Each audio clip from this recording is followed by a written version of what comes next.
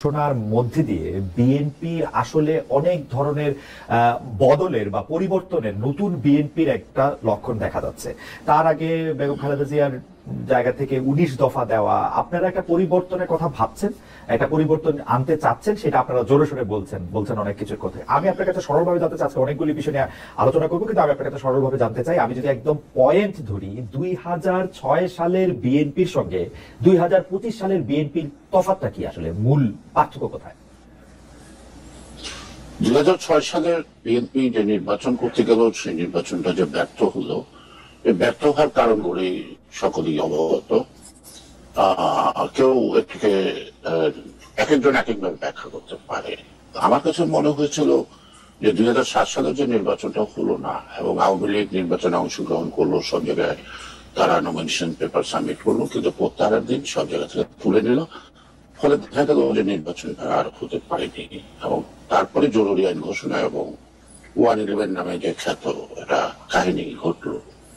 আমার গোড়ার থেকে মনে হয়েছিল সেটা একটা বীর রাজনীতিকরণের কোন প্রক্রিয়া, সুষ্ঠু অবাধ নির্বাচন, জনগণের ভোটাধিকার, এটা মনে হয়েছিল আমার কাছে গৌরব। যদিও আমি সরকারও ছিলাম না, আমি বিএনপির সর্বশেষ যুগ্ম মহাসচিব ছিলাম, তো এটা আমার কাছে ধরা পড়লো তাই। এবং তখন তো আপনারা দেখতে পেলেন যে আওয়ামী লীগের নেত্রী দেশে থেকে গেল, এয়ারপোর্টে ভরে গেল, মানে এই জরুরি সরকারের সকল কিছু বৈধ করবো। তখন তারা কি অবৈধ কাজ করছে তাও জানি না, কেনই বা তিনি বৈধ দিবেন এ কথা বললেন তাও জানি না। পরবর্তী পর্যায়ে দেখলাম যে প্রতিদিনই সাংবাদিকরা আপনার ইয়েতে অপেক্ষা করে, কোথায় এয়ারপোর্টে অপেক্ষা করে খালেদা জিয়া ডাকছেন। হঠাৎ করে আমার একটা কিউরিওসিটি জাগলো, তো আমার তো জানা উচিত। তাই আমি আমার নেত্রীকে টেলিফোন করলাম, ধরলাম, কথা বলার মধ্য দিয়ে আমি ওনাকে একটা কথাই বললাম যে আপনি কোন দুঃখে দেশে যাবেন, কেন যাবেন, আপনার রাজনীতিতে যেমন অবদান আছে, সেই অবদানের পরিপ্রেক্ষিতে জনগণ আপনাকে যথেষ্ট দিচ্ছে। এই মুহূর্তে আমি কোনো মতেই মনে করি না আপনার দেশ ত্যাগ করা উচিত। আপনি ঘুরে দাঁড়ান, তাতে যদি আপনার জীবন যায় যাক, অথবা জিয়া রহমানের মতো আরেকটা স্মৃতি শুধু বাংলাদেশে হবে। উনি আমার কথা বলে মনোযোগ দিয়ে শুনছিলেন। সর্বশেষ আমি বললাম একটা কথা ওনাকে, যে ম্যাডাম মনে কিছু করবেন না, আপনার তো মা। আজকে আমরা তো ওনার সামনে তিনি বলি তারেক রহমান পরে, এখন তো প্রিয় যেটা হচ্ছে আপনি ছোট ছেলে কুকুরকে নিয়ে চিন্তা আছে, একটু সত্য। তো আপনার মধ্যে একটা দ্বিধা কাজ করতেছে। কি দ্বিধা? আমি বললাম যে এই যে নানা কুৎসা, নানা কথা, নানা রটনা, যত কিছু, আপনি তো সন্তানের মা, মায়ের মমতার থেকে তো সন্তান বিচ্ছিন্ন হতে পারে না।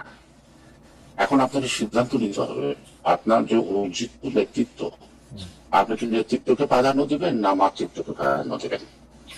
আপনি যদি মাতৃত্বকে প্রাধান্য দেন, তাহলে আপনার জীবনের সকল অর্জন বিসর্জন হবে। আর যদি আপনি একটা নেতৃত্বকে প্রাধান্য দেন, তাহলে আপনি সবকিছু ফেরত পাবেন। এই ঘটনা একটা সময় আমি একটু আপনাকে আটকাই, কারণ আমরা এই ব্যাপারগুলি পুরোপুরি শুনতেই চাই, কিন্তু আপনি এই জায়গাটা যদি আমাদেরকে একটু ব্যাখ্যা করতেন যে আপনি মাতৃত্বকে প্রাধান্য দিলে আপনি সবকিছু হারাবেন এবং নেতৃত্বকে প্রাধান্য দিলে সবকিছু ফিরে পাবেন, সেখানে কি আপনি মিন করেছিলেন যে জনাব তারেক রহমানকে এখন দেশের বাইরে পাঠিয়ে দিতে হবে? না, আমি সেটা মিন করে তো সে জেলখানায়। হ্যাঁ, আচ্ছা, মাতৃত্বকে প্রাধান্যতা আপনি কি বুঝাতে চেয়েছেন, এটা যদি একটু বলেন। আমি বুঝাইতে চাইছি এইটুকু যে তারেক রহমানকে গ্রেপ্তার করা হয়েছে ম্যাডামকে মানসিক ভাবে চাপ সৃষ্টি করা, এবং রাত্রিবেলা বাড়ির মধ্যে ইটা মারা, সেটা মারা, ঢিল মারা, নানা কথা। এমনকি ১.৫ মাস পর্যন্ত তার বাড়িতে রান্না বান্না হয়নি, চুলা জ্বলেনি। এবং আরো অন্যান্য নেতারাও তাকে নানাভাবে বুঝাইতে চেষ্টা করছে যে আপনি বলে যান, আমরা সবাই বেঁচে যাবো, আমরা আবার আপনাকে নিয়ে আসবো। এই ধরনের মানে চক্রান্তকারী তো নানা চক্রান্তের নানা রকমের নাটক করে, কিন্তু এটা আমার কাছে নাটকই মনে হইল। তখন উনি বলল যে আমি আল্লাহর কাছে সন্তান দুইটা শিখে দিলাম, তোমরা বা তুমি আমার সাথে আছো না। আমি আপনাকে টেলিফোন করছি, আমি না, সবাই আছে আপনার সাথে। এবং সাথে সাথে আমি ওনার থেকে অনুমতি নিয়ে সারা দেশ ওনার সংযোগ স্থাপন, 2 দিনের মধ্যে সারা দেশ উনি সংযোগ স্থাপন করার পরে উনি ঘুরে দাঁড়ালো যে আমার জীবনটাই যায়, আমি দেশ ছাড়বো না, আমি থাকলাম, দেখে আমার কি হয়। জনাব গয়েশ্বরচন্দ্র রায়, আমি 2006 থেকে 2025 পর্যন্ত বিএনপি রাজনীতিতে কি পরিবর্তন আসছে সেটা একটু ধাপে ধাপে জানবো। আমি আপনার কথা থেকে নিয়ে যদি আমি এটা বলি যে বেগম খালেদা জিয়া, এটা আমরা কিন্তু, আপনি আজকে বলছেন, আমরা কিন্তু এটা প্রমাণও পেয়েছি যে বেগম খালেদা জিয়া কোনোভাবেই আসলে দেশ ছাড়তে চান নাই অনেক প্রতিকূলতা সত্ত্বেও। কিন্তু আওয়ামী লীগ সরকার ক্ষমতা থেকে চলে যাওয়ার পরও জনাব তারেক রহমান যে দেশে ফিরছেন না, সেইটার ক্ষেত্রে কি আমরা একটা স্পষ্ট পার্থক্য দেখতে পাই বেগম খালেদা জিয়া এবং তারেক রহমানের অবস্থানে? অনেকে বলছেন যে তারেক রহমান ভয় পাচ্ছেন, অনেকে বলছেন যে তারেক রহমান অনেক কিছু আশঙ্কা করছেন। তারেক রহমান দেশে ফিরছেন না, এই ফ্যাক্টটা ধরে যদি আপনি একটু বলেন যে এটা এরকম কেন হচ্ছে, মানে উনি আসছে না কেন? উনি আসবেন, যথাসময়ে আসবেন। আর এটার অন্তর্নিহিত ঘটনা জানা যায় না, অনুভব করা যায়। সেই অনুভবের বা রিয়েলাইজেশন থেকে আমি বলতে পারি উনি মানে যখন এই ইলেকশনটা নিশ্চিত হবে তখন তিনি নিশ্চিত হয়ে যাবেন মাতৃভূমিতে, কোনো সন্দেহ থাকার কোনো কারণ নাই। কৌশলগত কারণে হয়তো আমরাই চাই না উনি আসুক, এবং যত ষড়যন্ত্র যদি থাকে, ওই যে আপনি বললেন একটু আগে আনঅফিসিয়ালি যে কথাগুলি, হ্যাঁ, ষড়যন্ত্রের ডালপালা, কোন ধরনের ষড়যন্ত্র, ওই ষড়যন্ত্র সেই ষড়যন্ত্র, কিছু বোঝা যায়, কিছু বোঝা যায় না, কিছু প্রিডিকশন করা যায়, কিছু প্রিডিকশন করা যায় না। হ্যাঁ, তা আমরা মনে করি যে ওনার আসার পরে আমাদেরকে নতুন করে যেন আরেকটা দুশ্চিন্তার উদ্বেগ মানে ঘটনা না ঘটে, এই জন্য আমরা চাই। ইলেকশন নিশ্চিত হওয়ার কথা বলতেছিলেন, আপনারা কি এখনো ভাবছেন যে ইলেকশনের অনিশ্চয়তা ঠিক কাটে নাই? দেখেন, আমি যদি বলি তাহলে এটা মনে রাখেন, আমি পরশুদিন তো প্রধান উপদেষ্টার সাথে দেখা করলাম, শুনলাম, আমি কোনো কথা বলিনি, শুনলাম। এটাকে পত্র পত্রিকাও দেখেছি অনেক কথা। তারপরে আপনার নির্বাচন কমিশনেরও উঠলাম। আপনাকে আমি জানতে চাই যে ডক্টর মোহাম্মদ প্রফেসর ইউনূসের আন্তরিকতা নির্বাচনের ব্যাপারে আর নির্বাচন কমিশনের আন্তরিকতাটা কি একটা নির্বাচন অনুষ্ঠিত করার জন্য যথেষ্ট, না পারিপার্শ্বিক রিলেভেন্ট বিষয়গুলি আছে তাদের সহযোগিতা দরকার? সে রাজনৈতিক দলই বলেন, অন্যান্য অর্গানিক বলেন, আপনার দেশেই বলেন, বিদেশি বলেন, নির্বাচনের পরে আপনার একটা কি রেজাল্ট হতে পারে, সবাই তো একটা হিসাব নিকাশ করছে, তাই না? ক্ষমতা আসলে কার কি লাভ হবে, কার কি ক্ষতি হবে, তাই হিসাব নিকাশ গুলি করবে না, এটা তো আমার মনে হয় সঠিক না, তারা করে, তাই তো? সেই কারণে আমি আশঙ্কা বোধ করছি না। আমি শুধু একটি উদাহরণ দিয়ে বলবো, একটা গর্ভবতী মা যতক্ষণ পর্যন্ত তার সন্তান ভূমিষ্ঠ না হয় ততক্ষণ পর্যন্তই তার মধ্যে একটা আশঙ্কা কাজ করে, দুশ্চিন্তা কাজ করে। ইন্টারেস্টিং। আপনি কথাটা একটু আমরা পরে দিয়ে আবার একটু শুনবো। আমি শুধু 2006 আর 2025 তুলনায় কুইক কতগুলি বিষয় আপনার সাথে তুলতে পারি যে 2006-তে বিএনপি যেগুলি সমালোচনা ছিল সে থেকে 2025-এর বিএনপি আলাদা কিনা, যেহেতু তারা 31 দফার মধ্যে সংস্কার প্রস্তাব করতেছে, তার আগে 31 দফার আগে 19 দফা দিয়ে তারা অনেক রকম কথা বলছে। আমি একদম প্রথম থেকে বলি যে ক্ষমতার অপব্যবহারের কথা বারবার বলা হয়েছে, বিএনপির ক্ষেত্রে ক্ষমতার একাধিক কেন্দ্রের কথা বলা হয়েছে, সেটার ক্ষেত্রে 2006 এবং 2025-এর মধ্যে পার্থক্য আছে কিনা, অর্থাৎ একজন মানুষের কাছে একক ক্ষমতা। আমরা শুনেছি যে, আমরা দেখেছি যে বেগম খালেদা জিয়ার নির্দেশ ছাড়া কোনো কিছু সে সময় হইতো না বলে বারবার অনেকে অনেক কিছু বলেছেন। তারপরে আবার ক্ষমতার কেন্দ্র যেন তারেক রহমানের নিয়ে অনেক কথা বলছে, সেইটার ক্ষেত্রে কি কোনো 2006 থেকে 2025-এ পরিবর্তন হয়েছে কিনা? এগুলো তো ধরেন অনুমান ভিত্তিক, হ্যাঁ, সেগুলোকে প্রমাণ করা খুব কষ্ট। হাসিনার কথা ছাড়া কিছু চলতো না আমি বলতে পারি। পার্লামেন্টারি সিস্টেম অফ গভর্নমেন্টে প্রাইম মিনিস্টার কি is all in all to take the decision? The parliamentary system is a collective decision. Okay. Even the parliamentary system of government, opposition also is a part of the government. So that parliamentary system of government, prime minister, dictator, হয়তো সুযোগ নাই। কিন্তু parliament সঠিকভাবে act না করে সেক্ষেত্রে সেটা তো পার্লামেন্টের। ওকে, আমি প্রশ্নটা আরেকটু করি, পার্লামেন্ট সঠিকভাবে অ্যাক্ট করেছে কিনা 2001 থেকে 2006? পার্লামেন্টের সদস্যরা অ্যাক্ট করছে কিনা, আমি তো পার্লামেন্টের সদস্য কখনো হই নাই, আমি যাই নাই, দূর থেকে দেখছি। সেই ক্ষেত্রে মনে হয় যে বিরোধী দলেরও একটা অ্যাক্ট আছে, বিরোধী দলের কিন্তু ভুল ত্রুটি ধরিয়ে দেওয়ার একটা ই থাকে। কিন্তু আপনি খেয়াল করবেন, একটু কথা শেষ করি, এই যাবৎ যত পার্লামেন্ট দেখছেন আপনি, কোন পার্লামেন্টে দাঁড়িয়ে কখনো দেশের জনগণ অথবা আইন শৃঙ্খলা পরিস্থিতি অথবা দেশের উন্নয়ন অথবা কোনো দুর্নীতি এইসব ব্যাপারে আপনি কি কখনো বিতর্ক দেখছেন? না পার্সোনাল গালাগালি, অ্যাটাক, হ্যাঁ, অর্থাৎ চরিত্র হনন, যেটা জনগণ মানে কি মানে বুঝতে পারে না যে কি পার্লামেন্ট সদস্য না, আমি যে রিক্সা চালাইতেছি আমি কি আমার মতো কিনা সে। সুতরাং আমরা তো দায়িত্বটা সে পালন করতে যায় না, এখানে তো আমরা ভুলটা করি। ক্ষমতার অপব্যয়ের প্রসঙ্গে বিএনপি কি 2006-এর অবস্থানে আছে নাকি একটা পরিবর্তিত অবস্থানে গেছে 2025-এ এসে ক্ষমতার ব্যাপারে? শোনান, প্রত্যেকটা মানুষই কিন্তু পতাকার পথে হচ্ছে মাটি ছিনতে, তাই না? আপনি ধরে নেন জিয়াউর রহমানের প্রথম রিফর্ম হলো 19 দফা, ঠিক আছে? এবং 19 দফার যে সম্পূর্ণ কার্যকর হয়েছে তাও নয়, এখনো 19 দফার অপরাজয়তা কিন্তু বিলীন হয়ে যায়নি। এটা ধারাবাহিকতা থেকে কিছু নতুন পর্যবেক্ষণে কিছু আসলো ও মিশন 2030, ঠিক আছে? সেখানে নতুন কিছু জিনিস আসলো এবং এটার আলোকেই আবার দেখা গেল যে আমরা যখন সকল দলকে ঐক্যমতের ভিত্তিতে ফ্যাসিবাদের বিরুদ্ধে আন্দোলন বা শেখ হাসিনার বিরুদ্ধে আন্দোলন যাই বলি, আমরা 33 দফা আমাদের 27 দফা, পরবর্তী পর্যায়ে যুগপৎ আন্দোলনের যত শরিক দল আছে তারা আবার এটাকে রিভাইজ করে করলো 31 দফা। 31 দফা করার পরে on behalf the whole alliance, এটা হচ্ছে ওয়ান কাইন্ড অফ অ্যালায়েন্স যুগপৎ হইল। তখন তারেক রহমান 22 সালে তিনি এটা উপস্থাপন করলেন। এটা তো একজনের দাবি না, সকলের দাবিকে। সেটা ঠিক আছে, মানে আমি একজনের দাবির কথা বলতেছি না, আমি আসলে শুধু বিএনপির কথাই জানতে চাইতেছিলাম আপনার কাছে জনগণের রায়। আমি তাহলে একটু আগাই। তার মানে ক্ষমতা প্রসঙ্গে আপনি যেভাবে ব্যাখ্যা করলেন সেটা হচ্ছে ক্ষমতা আসলে একক কোন প্রক্রিয়া না, বা এটা কিন্তু আমরা দুর্নীতির প্রসঙ্গে যদি আসি, যে দুর্নীতির ক্ষেত্রে বিএনপির যে অবস্থান 2001 থেকে 2006 অর্থাৎ ক্ষমতা থাকার মধ্যে ছিল, তা সেটা পরিবর্তন হয়ে 2025-এ কোনো বদল হয়েছে কিনা আপনি যদি বলেন, মানে অবস্থান। এখন প্রশ্নটা হলো যে আপনি 31 দফা নিশ্চয়ই করছেন, আর 31 দফার মধ্যে আপনি যে সকল উপসর্গগুলি একটা জাতিকে ধ্বংস করে, হ্যাঁ, সেই উপসর্গগুলি নিরসনের ক্ষেত্রে প্রত্যেকটা ক্ষেত্রে কি স্টেপ হবে সেটা ব্যাখ্যা দেওয়া আছে।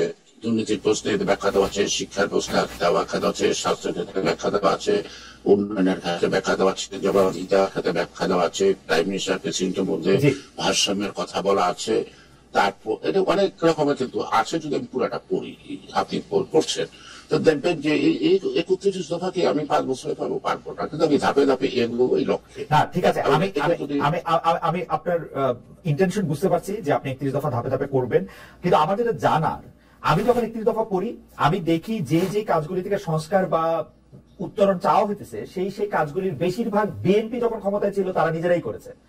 এখন বিএনপি যে কাজগুলি করেছে এর জন্য তারা জাতির কাছে কোনোভাবে সরি বলবে কিনা, বা সরি বলে যে আমরা তাদের পরিবর্তন করবো সেটা বলবে কিনা, বিএনপির জন্য সাফার করছে জাতি, এটা করবে কিনা। এখন প্রশ্নটা হলো যে বিএনপির জন্য যতক্ষণ সাফার করছে, বিএনপি তার রিয়েলাইজেশন থেকে কিন্তু এই রিফর্ম আনছে। সেখানে আমি যদি ধরেন আমি আমার কর্মের জন্য যদি অনুতপ্ত হই, আপনি আমাকে সরি না বলাইলেও চলে, ঠিক আছে? আমাদের রিয়েলাইজেশনের থেকে আমরা দেশটাকে একটা সঠিক পথে আনার জন্যই তো আমরা সবাই মিলে বসে ঠিক করছি। সেইটা একক ব্যাপার না। উদ্যোগটা হয়তো যিনি নেতৃত্ব দিচ্ছেন জনাব তারেক রহমান সাহেব এই উদ্যোগটা নিচ্ছেন, এই সাংস্কৃতিক প্রস্তাবগুলি নিয়ে সকলের সাথে দফায় দফায় দফায় দফায় আলাপ করতে করতে ডান বাম যে যেখানে আছে সবার সাথে আলাপ হয়েছে। সে আলাপ করার মধ্য দিয়ে এখন এখান থেকে আপনাকে বুঝে নিতে হবে, আপনি আমাকে সরি কেন বলাচ্ছেন? আপনি কি জামাত এখনো সরি বলাতে পারছেন? আমরা আলোচনাটা যদি মানে আপনাদের মধ্যে রাখি তাহলে আমাদের জন্য একটু সুবিধা হয়, মানে জামাত আওয়ামী লীগ তাদের দায় তাদের কাছে। আমি আপনাদের কাছে ব্যাপারটা, যেহেতু আপনারা আসলে 31 দফার মতো এরকম একটা দফা দিচ্ছেন, আপনাদের জায়গাটা পরিষ্কার কিনা সেটাও আমাদের একটু বোঝার দরকার আছে। আচ্ছা, আমি একটু আগাই, কারণ 2006 আর 2025 একটু ইতিহাস আশ্রয় হয়ে যেতেছে। আমি বর্তমানে ফিরে আসি যে জনাব গয়েশ্বর চন্দ্র রায়, আপনাদের মতো যাদের বাংলা বা সংস্কৃত নাম, তারা যারা বিএনপি রাজনীতি করেন তাদের আলাদা করে কি ভারত বিরোধিতা, দিল্লি বিরোধিতা প্রমাণিত হয়? এজন্যই আমাদের দর্শকরা যেমন বলছেন যে আপনারা সংখ্যালঘু নির্যাতনের পক্ষে সেরকম ভাবে দাঁড়াতে পারেন না, অন্যদের তুলনায় বেশি করে ভারতের বিরুদ্ধে, মোদীর বিরুদ্ধে, দিল্লির বিরুদ্ধে বেশি বেশি বক্তব্য দিতে হবে। আবার আপনারা ভারতের হয়ে ষড়যন্ত্র করছেন বা ভারতের কোনো একটা পক্ষের সোজা কথা দাদা আপনার অনুমতিটা বলতেছে, আপনাকে বলা হয় যে আপনি ভারতের যে রিসার্চ এন্ড অ্যানালিসিস উইং, যেটাকে র বলে, সেটার এজেন্ট বলা হচ্ছে। এটা নিয়ে আপনি আসলে রাজনৈতিকভাবে এটা কেমন ডিল করেন? এখন আমি রাজনীতি করি, আমার নামে সিরিয়াস, আমি হিন্দু, আপনি বলতেই পারেন, কিন্তু ইতিহাসে নবাব সিরাজউদ্দৌলার পাশে ইতিহাসে বেঈমান শব্দটা আসে মির্জাফরের বেলায়, মোহনলালের বেলায় কিন্তু আসছে না, তাই না? আরেকটা জিনিস হলো যে আমি এই দেশের মাটিতে জয়েন করছি, আমি সান অফ দি সয়েল। এই দেশের প্রতি আমার দরদ থাকবে না, ভালোবাসা থাকবে না, অন্য দেশের প্রতি থাকবে। আমি হিন্দু না হয়ে মুসলমান হইলে আমারই একমাত্র বাংলাদেশের প্রতি দরদ থাকবে, এমন কোন ব্যাকরণ কি রাজনৈতিক ইতিহাসটা আছে নাকি? আছে? এটাকে বলছে রেজাউল। রেজাউল করিম মাওলানা ফজলুল হক। হ্যাঁ, আপনারা তো জানেন ওনারা কার করে চলবে, কি উনি এই কথা বলছেন। তখন আমি ওনাকে উত্তরে বুঝলাম যে আপনার মতো হুজুর থাকতে আমার কোনো মূল্য আছে? কোনো মূল্য নাই। আমার সাথে তো ভারতের কথা হয় না, আমার সাথে কোনো লোকের সাথে দেখা হয় না। আমাকে তো ভারতীয় হাই কমিশনার আমার এই 63 বছর রাজনৈতিক জীবনে, 48 বছর বিএনপির রাজনীতিতে আমি মন্ত্রীও ছিলাম, ভারতে কখনো আমাকে দাওয়াতও করেনি, তাদের কোনো অনুষ্ঠানে তো আমাকে দাওয়াত করে না। How could you prove? কেন আমাকে?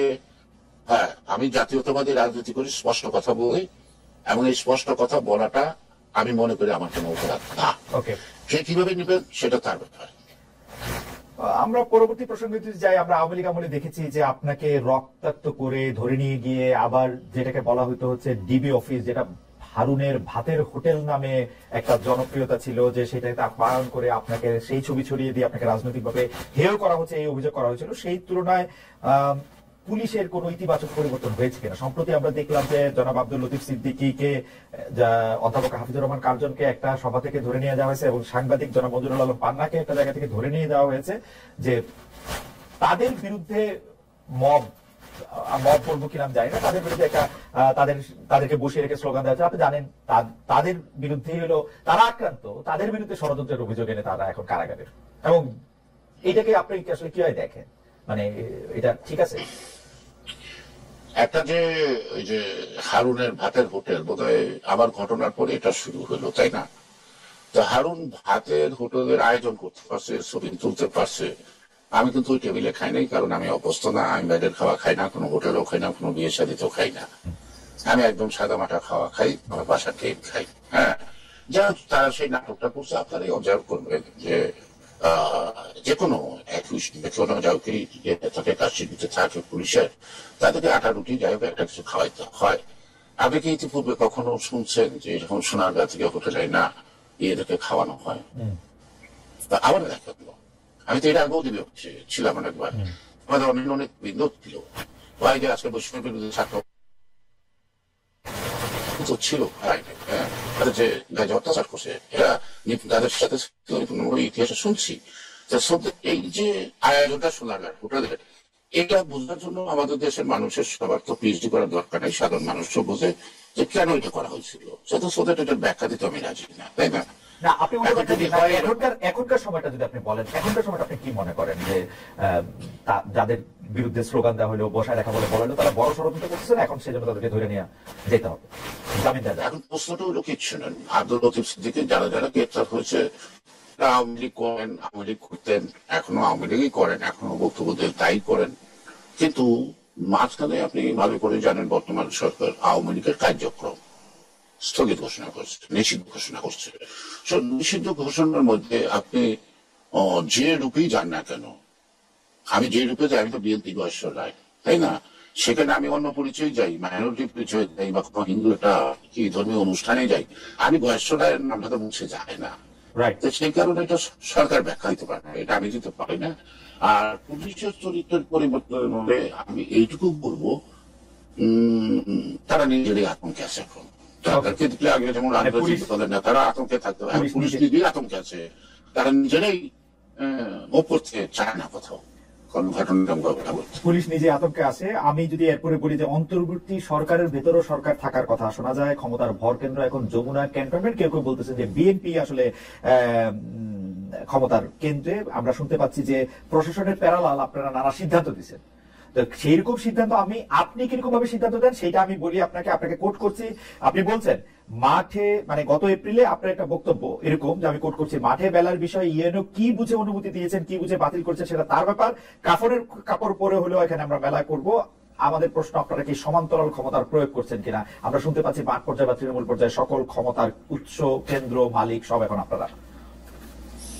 আমি আপনি কথাটার উত্তর দিই, তাই আপনারা আবার চলে আসবেন। তো কারানীগঞ্জের আলো এই পত্রিকা ছাপা হয় কি হয় না আমি জানি না। সেই পত্রিকার মধ্যে একটা নিউজ আসলো যে আমি ওই মাঠটা দখল করতে যাচ্ছি, ওই স্টেডিয়ামটা আমি দখল করতে যাচ্ছি। এই আওয়াজটার পরেই আমি সেখানে গেলাম, কারণ এই মাঠে আমি 21 বছর বয়স পর্যন্ত খেলছি। এই মাঠটা অন্যরা দখল করতে পেরেছে, এরকম ছাড়ার অবস্থা আমরা অনেকবার রক্ষার্থ হয়েছি। মাঠটাকে আমরা সঠিক জায়গায় রাখছি। এটার নাম হলো ভিটি মাঠ। এই মাঠটা দায়রা তেগুড়িয়া হাই স্কুলের মাঠ। এখানে বিগত সরকারের বিদ্যুৎ প্রতিমন্ত্রী সেদিন এটাকে স্টেডিয়াম ঘোষণা দিয়ে সাধারণ মানুষের 6 বিঘা জমি নিচ্ছে, কিন্তু তার ক্ষতিপূরণও দেয়নি, কিছু দেয়নি। আর এই মাঠটার মধ্যে প্রতি বছর পয়লা বৈশাখী ঘুড়ি মেলা হইতো এবং এটা বৈশাখী মেলা হইতো। তাই দীর্ঘদিন হয় না, তাই আবার অত্র এলাকার মানুষের অনুরোধে আমি এটা করলাম। এখন সেই কারণেই আমি সেদিন বলছি যে এটা অনুমতি দেওয়ারে কি না দেওয়ারে কি, এটা একটা মেলা। আমি মাঠ দখল করতে আসছি, আপনারা সবাই আছেন, সেনাবাহিনীর লোক আছেন, র্যাব আছেন, পুলিশ আছেন, সবাই আছেন। দেখেন মাঠ দখল হয় কি করে, এটা কেন মাঠটা দখল করবো? আমার ইন্টারেস্ট কি মাঠটা দখল করা? আর এই মাঠটা তো দখলে আমরা রাখছি, মাঠটা ওনারা আত্মসাৎ করতে চেয়েছিল। চারিদিকে বড় বড় নামি দামি হিন্দুরা ছিল, তারা একটা দান করে গেছে, তারা এই দেশে নাই। তাই যারা দিয়ে ভূমিদস্যু তারা এটা দখল করতে চেয়েছিল। কিন্তু আমার যখন 12 বছর বয়স, তখন থেকে মাঠে মারামারি। আমি যখন মন্ত্রী হলাম, তারপরে সকল কাগজপত্র ক্লিয়ার করে স্কুলের নামে মাঠটা দিয়ে দেওয়া হইলো। তো এই যে প্রথম যে কেরানীগঞ্জের যে আলো, কেরানীগঞ্জের যে আলো যে নিউজটা করলো, আমি মাঠ দখল করতে গেছি, এই কারণেই আমি তখন বললাম যে মেলা হবে, রাইট, মেলা হবে। পরবর্তী পর্যায়ে ডিসি সাহেব জিনিসটা বুঝতে পারলেন, বুঝতে পারি না আমি শুধু পার্সপেক্টিভ ফালানোর জন্য আমি বলতে চাই যে ধরেন এখনকার অবস্থা এরকম না, আওয়ামী লীগ সরকার ক্ষমতায় আসে, আপনার এই যৌক্তিক দাবির ক্ষেত্রে কি ডিসি সাহেব ব্যাপারটা বুঝতে পারতেন, বা ইউনো সাহেব এটা বলার পরে কি আপনি এটা বলতে পারতেন কোনটা যে আমি মেলা করবই, আপনি যা বলেন তা বলেন? তাহলে বলি 16ই ডিসেম্বরে একটা বিজয় মিছিল আমি গেলাম। আমি এই বিজয় মিছিলটা আপনার 16 বছর আগে থেকে প্রথম কেরানীগঞ্জে চালু করলাম। 7 থেকে 8 মাইল লম্বা বিজয় মিছিলটা হয় 16ই ডিসেম্বরের স্বাধীনতার বিজয় দিবস। তো একজন লোক ছিল টি শার্ট পরা, আমার সামনে বসলো, আমি তাদেরকে তাকাচ্ছি না। আমি সংক্ষেপে বলছি। সে বললো যে আপনারা কি করবেন? আমি বিজয় মিছিল। অনুমতি দিয়েছেন থানার? আর দেশ স্বাধীন করলাম, যুদ্ধ করলাম, আজকে আমরা বিজয় আনন্দ করবো, তোমার থানার অনুমতি ভাবলা কি করে? তুমি যদি আমার এই বিজয় মিছিল আটকাতে চাও, তোমাকে আধা ঘন্টা সময় দিলাম, তোমার যত ফোর্স আছে তুমি এখানে করো, আমি হাঁটবো, আমি আজকে মনোনয়নের জন্য আসছি, যদি পারো আমাকে মাইক। কিন্তু তারপরে চলে গেল। আমি কিন্তু 7 মাইল লম্বা সেই বিজয় মিছিল করলাম। কোন সময় থানার সামনে যাই না, কিন্তু সেদিন থানার সামনে মানে সামনের গেটের রাস্তাতে গেলাম, অন্য সময় এড়িয়ে যাই। তো এটা আমাকে পরীক্ষা করে লাভ নেই, কারণ আমি যদি স্বাধীনতার যুদ্ধে অংশগ্রহণ করতে পারি, আমি যদি বিভিন্ন আন্দোলন অংশগ্রহণ করতে পারি, আমি যদি 29শে জুলাই পুলিশের সামনে বুকের পাঞ্জাবি খুলে আমাকে প্রশ্নটা করে ছোট করে না। জি, আমি প্রশ্নটা করতে চাইছিলাম যে আপনারা সারা বাংলাদেশে অলরেডি বিএনপি প্রশাসন মানে মাঠ পর্যায়ের প্রশাসনকে নিয়ন্ত্রণ করছে কিনা? আপনার কাছে কি মনে হয়? চাঁদা নেওয়ার ক্ষেত্রে, ঠিকাদারি নেওয়ার ক্ষেত্রে, সরকারের প্রতিদিন মানে দিনকে দিন কাজ নেওয়ার ক্ষেত্রে বিএনপি এটা করছে কিনা? শোনেন, আপনি তো সাংবাদিক ছিলেন, আপনি কিন্তু ম্যাজিস্ট্রেট ছিলেন, আইন নিয়ম সবাই আপনি জানেন। এবং একটা প্রকিউরমেন্ট রুল আছে, কিন্তু পারচেজ প্রকিউরমেন্ট রুল আছে গভর্নমেন্টের, তাই না? সেই রুলস এর মধ্যে অভিজ্ঞতা, ঠিক আছে, অভিজ্ঞতা 5 বছরের অভিজ্ঞতা, 6 বছরের অভিজ্ঞতা, 10 বছরের অভিজ্ঞতা, এগুলি যদি থাকে, তাহলে বিএনপির লোকরা যারা ব্যবসায়ী আছে তাদের এখানে অংশগ্রহণ করার কোনো সুযোগ নেই। এখনো আওয়ামী লীগের আমলে যারা ব্যবসা করছে সেই ব্যবসা তাদেরই আছে, তারাই টেন্ডারে অংশগ্রহণ করছে। আমার এখানে গোপালগঞ্জের লোক কাজ করতেছে, কই বাধা দিচ্ছি না, তো কাজ করতেছে, কাজ করো, সুন্দর মতো আমাকে অসুবিধা থাকবে।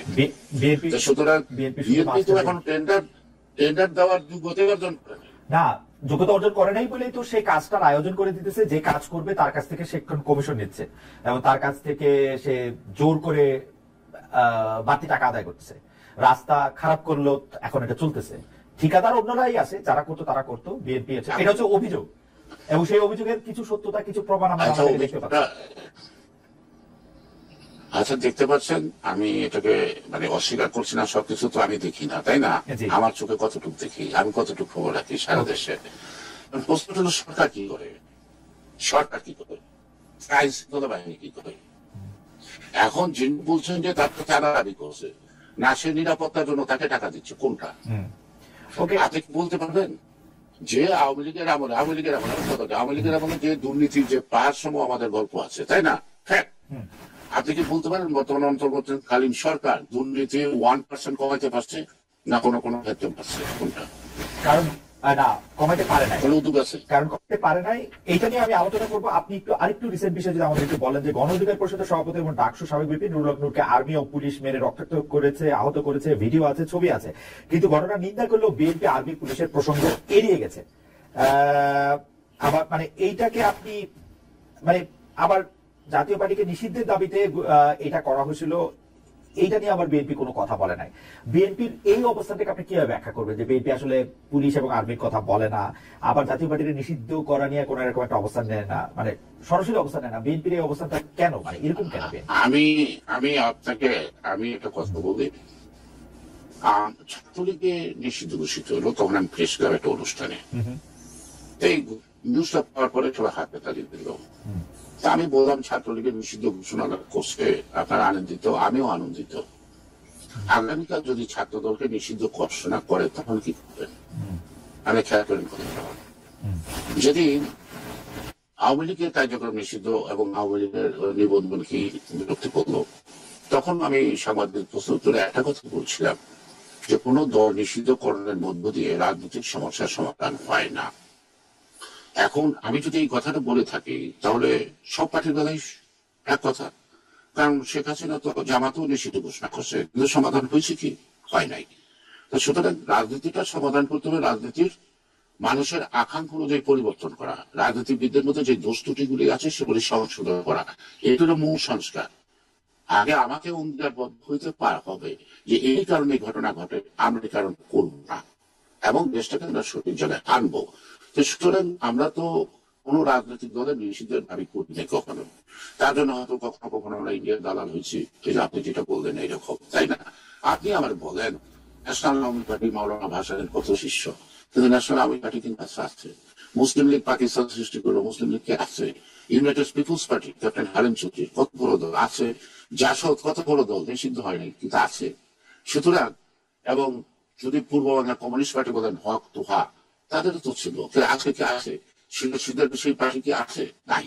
অর্থাৎ রাজনীতিতে জনগণের মনস্তাত্ত্বিক বিষয়টা অনুধাবনের মধ্য দিয়ে জনগণের আকাঙ্ক্ষা যারা বাস্তবায়ন করতে পারবে তারা টিকে থাকবে, যারা পারবে না যেমন মুজাফর আহমেদ, পঙ্কজ। অর্থাৎ আপনি মনে করছেন যে রাজনৈতিক দলগুলিকে নিষিদ্ধ করার জায়গাটাতে আপনারা নাই, কিন্তু আপনারা বিপিন হুরকে যে আর্মি আর পুলিশ মিলে মারলো আপনারা দেখলেন, কিন্তু সেটা আপনারা বিবৃতিতে বললেন না কেন? আমরা তো মহাসচিব বললো, আমরা বললাম, হ্যাঁ, এবং আমাদের প্রতিষ্ঠা বার্ষিকীতে আমাদের অ্যাক্টিং চেয়ারম্যান তারেক রহমান বলল, আমরা প্রতিবাদ করলাম। নূরের উপরে আক্রমণ, নূরের উপর এখন আক্রমণ করছে কে? এটা সরকার বের করবে, তাদের নির্দেশ করছে। আপনারা দেখেন নাই? না, তারাও কোথায় চোখায় করছে। আমরা ওখানে গেছি। না, ভিডিও দেখেন নাই? ভিডিও দেখেন নাই? আমি দেখছি। আমার কথা হলো আমার কথাটা শেষ করতে দেন। আপনাকে মার্চে আমি নিন্দা করছি, প্রশাসন হস্তে করে তাকে শনাক্ত করবে, তখনই তো দেখা যাবে কে। আমি আর্মি মিডিয়া আর কথা বলি নাই। আমি যে এইটাকে, এই নির্যাতনটাকে আমি স্বীকার করি নাই এবং তার যে প্রতিবাদ করছি, তাকে নিন্দা করছি, তাতে কি আমার স্ট্যান্ড ক্লিয়ার হয় না? না দাদা, ক্লিয়ার হয় না। কেন আমি আপনাকে বলি, কারণ হচ্ছে যে বিএনপি সহ রাজনৈতিক দলগুলো কোন ঘটনার প্রেক্ষিতে কিভাবে বিবৃতি দেয় তার সঙ্গে আমি কম বেশি পরিচিত। সেই ক্ষেত্রে যে কোনো পোশাক পরিহিত লোকদের ঘটনা আপনারা এমন ভাবে বলেছেন, আমি মির্জা ফখরুল ইসলাম আলমগীরকে কোট করি, আপনারা এমন ভাবে বলেছেন যে যারাই আঘাত করেছে হত্যার উদ্দেশ্যে করেছে, এটা খুবই পরিষ্কার। যারাই মানে কি? সরকার এনে আঘাত করতেছে, সরকারের বাইরে এনে আঘাত করতেছে, এর মধ্যে তো যারা নাই, তো তারাই। এখান থেকেই তো পরিষ্কার করে বের করতে হবে, জবাবটা তো সরকারকে দিতে হবে, আমাকে। আমি তো জবাব দিব না। আপনি এটার মধ্যে কোন রকম মানে অন্য কিছু দেখতেছেন না? তাহলে আমরাও পরিষ্কার হইলাম যে না, এটা আপনারা সরকারের কাছে বলটা ঠেলে দিলেন, তাই তো? না, সরকারের কাছে বলটা ঠেলে দিলাম এই কারণে সরকার এই ধরনের একটা ইতে কেন তারা খেয়াল রাখবো না, তাদের গোয়েন্দা সংস্থা রিপোর্ট কেন থাকলো না, কি করতে পারে বুঝতে হবে, তাই না? আর বিপিন নুরের প্রতি আমাদের যথেষ্ট সহানুভূতি আছে, যথেষ্ট ভালো সম্পর্ক আছে, আর যেমন অবদান আছে তাকে তারা আমরা মূল্যায়নও করি সেভাবে। আমাদের নেতৃবৃন্দ তাকে দেখতেও গেছে এবং আমিও এটা প্রতিবাদ করছি। এখন প্রশ্নটা হলো যে শোনেন, সবসময় সব কথা রাজনৈতিক দল বা রাজনীতিবিদরা প্রকাশ্য বলে না। তার অর্থ কে দোষী সেটা বোঝে না তা কিন্তু দাদা দাদা আমি একদম পরিষ্কার বুঝতে পারতেছি আপনি কি বলতেছেন। সবসময় সব কথা আপনাদের পক্ষে বলা সম্ভব হয় না, কিন্তু যেই সব কথাগুলি ডেলিবারেটলি গোপন করতেছে দলগুলা, সেই সব কথাগুলি কেন গোপন করতেছে সেইটাও আমি একটু বুঝতে চেষ্টা করতেছি। কারণ আমি দেখতেছি যে এই সরকার এখন মোটামুটি ভাবে বিএনপির পকেটে ঢুকে গেছে। আপনারা এই সরকারকে পরিচালিত করতেছেন, এই সরকারের বিভিন্ন কিছুর জন্য আপনারা দায় নিবেন, সেটাই স্বাভাবিক, এবং এই সরকারকে বাঁচাতে চেষ্টা করবেন, সেটাও স্বাভাবিক। আমি এটা আরেকটু পরিষ্কার হতে চাইতেছিলাম। এখন আপনার কথা শুনে আমি পরিষ্কার যে আপনার ইচ্ছা করেই এই দুইটা শব্দ বলেন নাই, যে এটা ইচ্ছা করে বলেন নাই। রাজনীতিতে সবসময় সব কথার উত্তর দেওয়া হয় না। ওকে, সব কথা তার মানে না, শোনেন, তার মানে না দোষী ব্যক্তিকে আড়াল করা না। এই সরকারকে পরিচালিত করছে কে? এই সরকারের আগে এনসিপি, এখন বিএনপি। না, আগে এনসিপি, আগে জামাত, আগে জামাত, এখন বিএনপি। তারাই আছে। নো, বিএনপি কোনো নাই এখানে, কোনো বেল নাই, কোনো বেল নাই। বিএনপি শক্তি আছে, সামর্থ্য আছে, হয়তো নূরের উপর যেভাবে আঘাত করছে আঘাত করার মতো শক্তি সামর্থ্য সরকার অভাব আছে। আচ্ছা, আমি একটু আগে সেটা হচ্ছে মানে বিএনপি কে বলা হচ্ছে যে বিএনপি একটা মধ্যপন্থীর দল, সবসময় একটি সেন্টার রাইটের একটা জায়গা, কিন্তু বিএনপিতে নানা ধরনের ধারা, মানে বাম ধারা, ডান ধারা, মুক্তিযুদ্ধপন্থী, মুক্তিযুদ্ধ বিরোধী, এমন ধারা মানুষের মিশ্রণ আছে। বলা হয় যে বিএনপিতে এক এক সময় এক একটা ধারা রুল করে। তো অ্যাডভোকেট ফজলুর রহমান, বিএনপির একজন নেতা, তাকে শোকজের নোটিশ দিয়ে তাকে 3 মাসের জন্য সকল কার্যক্রম বন্ধ করতে বলে বিএনপি কি এখন বলা যায় যে বিএনপিতে এখন মুক্তিযুদ্ধ বিরোধী বলে যে অংশটুকু পরিচিত তার প্রভাব বেশি? কারণ আমি প্রশ্ন করতেছি, অ্যাডভোকেট ফজলুর রহমান যা কিছু গত 3 মাসে, 6 মাসে, 9 মাসে বলছেন, 1 বছর আগেও তাই বলছেন। আসলে 1 বছর আগে তার দোষ দেখা গেল না, 3 দিন আগে বলার দোষ হইল কেন? মানে এইটা যদি একটু বলেন। একটা জিনিস দেখেন, আপনার তো ইউটিউবে না, আপনি তো একটা নিয়মিত অনুষ্ঠান করেন, আপনার প্রশ্নের মধ্যে কিন্তু শানিত আক্রমণ থাকে, কিন্তু তারপরে কিন্তু আপনাকে সবাই প্রশংসা করে, তাই না? এটাই আপনার কৌশল, এটাই আপনার মনে করি। হ্যাঁ হ্যাঁ, আবার অনেক ইউটিউবেরা দেখেন যে ভাষায় কথা বলে, যে ভাষায় আক্রমণ করে, এখন ওই কথার উত্তর দিতে গেলে আর আবার আক্রমণ আসে, তাই না? তো আমার মনে হয় আমরা যারা লেখাপড়া করছি, দাবি করি, আমরা যারা যাই করছি দাবি করি, আমাকে তো সেই ধারায় চলতে হবে। আক্রমণের তো ভাষা অনেক আছে, অনেক শানিত ভাষা আছে, উত্তর অনেক সময় অনেকের জন্য কষ্ট হয়ে যায়, তাই না? কিন্তু আমি মেঠো গালাগালিটা কেন করি? যে কারোর সম্বন্ধে কেন করি? আমি আপনারা মানে বলতে পারেন আপনি দুর্নীতির সাথে জড়িত নাকি, বলতে পারেন। আপনি যদি বলেন আপনি একটা চোর, আপনি একটা বাটপার, এই কথা যদি বলেন, তাতে কি আপনার মান কমে না আমার মান কমে? আপনার বক্তব্য একদম পরিষ্কার, কিন্তু চোর বাটপার যারা অ্যাডভোকেট ফজলুর রহমান আরো 1 বছর আগে থেকে বলতেছেন, তখন কেন তাকে সাবধান করা হলো না? তখন কেন তাকে উপভোগ করা হলো না? আপনি কি ভাবেন নাই যে ওনাকে নিশ্চয়ই কিছু বলা হয় না? আমরা কি কথাবার্তা বেলায় আমরা কি সবারই বলি, যেমন মনে করেন এনসিপি নিয়ে আমরা কম কথা বলি, যার কম কথা বলি, ওদের যে বয়স, এই বয়সে যে আবেগ, ওরা আবেগ প্রেরিত, ওদের বিবেকটা যখন শানিত হবে, ওদের যখন অভিজ্ঞতা বাড়বে, তখনই ওরা তাদের অতীতের ভুলগুলি বলতে পারবে, করতে পারবে। সুতরাং ওরা আমাদেরকে যে ভাষায় কথাগুলো, আমরা সেই ভাষায় কেন ওকে উত্তর দিতে চাই? দরকার, ওদের একটা তো অবদান আছে, এই অবদানটা আমি অস্বীকার করতে পারবো না। এখন এই অবদানটা যে প্রাপ্তিটা দেশ থেকে দিয়েছে, এই প্রাপ্তিটা ধরে রাখার দায়িত্ব কিন্তু তাদের। সে কারণেই তারা যদি একটু সংযত হয়, ক্ষতিটা কি, তাই না? তাদের অবদানকে তো দশে, তাদের সামর্থ্যের অভাব থাকতে পারে এখন, কিন্তু তাদের অবদানটাকে আমি তো ছোট করে দেখতে পারি না। আমি মুক্তিযুদ্ধ করছি বলেই আমি কোন অপরাধ করলে, আপনি যখন ম্যাজিস্ট্রেট ছিলেন, মুক্তিযোদ্ধার অপরাধ করলে আপনি যদি কোনো ক্রিমিনাল ইয়েতে পড়ে, তার বিচার আপনি করবেন না। মুক্তিযুদ্ধের জন্য তো কোনো ইন্ডেমনিটি নাই, কারোর জন্যই কোনো ইন্ডেমনিটি কখনোই থাকা উচিত না। আছে আছে না, সেই কারণে আমি বললাম যে ফজলুর রহমান সাহেব একজন বিজ্ঞ লোক, যথেষ্ট ভালো বক্তৃতা দেয়। ওনার বক্তৃতা ঘন্টার পর ঘন্টা শুনে মানুষ।